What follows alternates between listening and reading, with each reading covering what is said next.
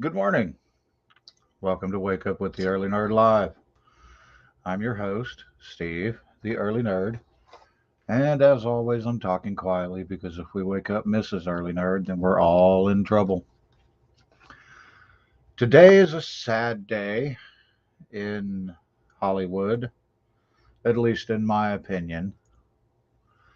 Actor Julian Sands has been missing since he went mountain climbing slash hiking in January. Well, they found human remains a couple of days ago, and they have identified the human remains as Mr. Sands. So Julian Sands has now passed. And to me, that's a sad thing because I liked Julian Sands in just about everything I saw him in. So I'm going to read an article and then we will discuss it afterward, like usual. So here we go. There we go. Julian Sands, star of A Room with a View, died in a January hiking accident. Authorities confirm. Human remains recently discovered by hikers in the Mount Baldy wilderness outside Los Angeles were identified as those of British actor Julian Sands, who had been missing since January, authorities announced Tuesday.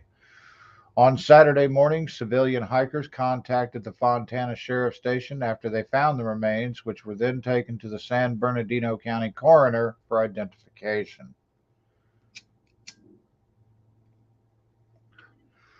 The identification process for the body located on Mount Baldy on June 24th, 2023 has been completed and was positively identified as 65-year-old Julian Sands of North Hollywood, the San Bernardino Sheriff's Department said in a statement. The manner of death is still under investigation, pending further test results. We would like to extend our gratitude to all the volunteers that worked tirelessly to locate Mr. Sands. An avid outdoorsman, Sands was reported missing by his family January 13th after he had gone hiking in the Baldy Bowl Trail area of the San Gabriel Mountains that day. The sheriff's department and volunteers have been searching the area since then, with the effects of an unusually severe winter hampering their efforts. The local mountains offer great adventure. You can go out for an hour, a day, or even several days, Sands had said in a May 2020 interview for the Thrive Global website. It's always different and always fantastic. And of course, I do believe in a certain athleticism for me as an actor. Keeping fit is important. So, living or being based in Los Angeles, actors don't really live anywhere, they are always on the road, lends itself to a wonderful outdoor lifestyle.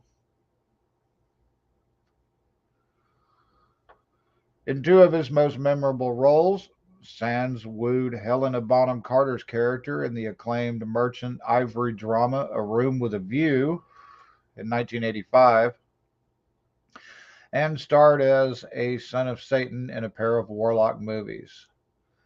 The lanky actor was also memorable as a Latvian pimp in the Nicolas Cage starring Leaving Las Vegas, 1995, one of seven films he made for writer, director, and countryman Mike Figgis.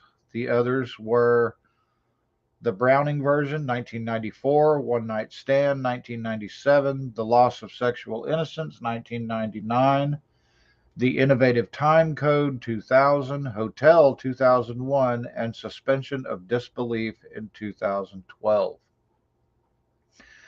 He was not afraid to take risks. He played a shape shifting centipede posing as a Swiss gentleman in David Cronenberg's Naked Lunch, 1991, and the surgeon who quadruple amputates his obsession, Sherilyn Fenn, in Jennifer Lynch's controversial Boxing Helena in 1993. That was a weird movie. If any of you out there have ever seen it, I couldn't sit through it because because it was just too weird. Sands made an early impression with moviegoers as British photographer John Swain in the Roland Joffe directed The Killing Fields in 1984 about the Khmer Rouge regime in Cambodia. The film also starred Sam Waterston, Hang S. Ngor, that's probably not pronounced right, and John Malkovich. Roland's audition process was extraordinary, he told the Guardian in a 2014 interview. I was 24 and I've never come across anything as rigorous since. He was looking to put together a troupe of actors without much film experience because he wanted the freshness of everything to resonate with us.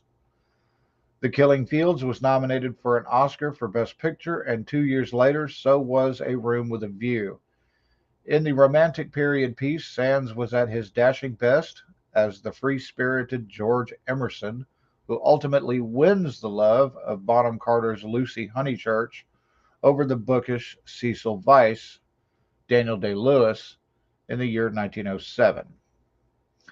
The power of the film was in what the camera saw as much as what the characters said to one another, he said at the 2013 TCM Classic Film Festival. Some of the most beautiful moments were moments that didn't require speech, because what was there to say? The scene in the cornfield when we embrace, certain scenes around the piazza, they are iconic. Wow, look how young they are there. That's crazy. I never did see that movie. I might go back and watch that. Sands' title character created mayhem in the 20th century Los Angeles after being transported from Boston in 1861 in Warlock, 1989. I saw that. That was a good movie. He returned for Warlock the Armageddon, 1993. I didn't see that. And then Bruce Payne portrayed the menacing villain in the 1999 sequel. The third of 5 sons, Julian Richard Morley Sands, was born on January 4th, 1958 in West Yorkshire, England. He attended Lord Wandsworth College at the Central School of Speech and Drama in London and appeared in Derek Jarman's 1979 short film Broken English, starring Marianne Faithfull. He also served as assistant director on that. In 1983, Sands showed up on the London weekend television series A Married Man, starring Anthony Hopkins, and had supporting roles in Oxford Blues the following year, which saw him break out in The Killing Fields. George was Roger Ebert's favorite character in A Room with a View, he wrote in his review. And he admired Sands' delivery of an astonishing speech to Lucy, in which he explained that love exists between them, not love, but love. You can hear the capital letter in his voice. Lucy must not marry Cecil, he explains, because Cecil does not understand women and will never understand Lucy and wants her only for an ornament. George, on the other hand, wants her as his partner in the great adventure of life. Sands also played the British poet Percy Bysshe, I think, Shelley, in Ken Russell's Gothic, 1986, the Hungarian composer Franz Liszt in James Lapine's Impromptu, 1991, the Masked Man in a 1998 version of Phantom of the Opera, and an Israeli dance teacher in Ye Ballet, 2020. His on-screen resume also included the films Arachnophobia, 1990, The Medallion, 2003, Golf in the Kingdom, 2010, The Girl with the Dragon Tattoo, 2011, and The Painted Bird, 2019. And television stints on Smallville as Jor-El, 24, The L Word, Person of Interest, Gotham, Elementary, and The Blacklist. In 2013, he starred on stages from Edinburgh to San Francisco in a celebration of Harold Pinter, directed by Malkovich.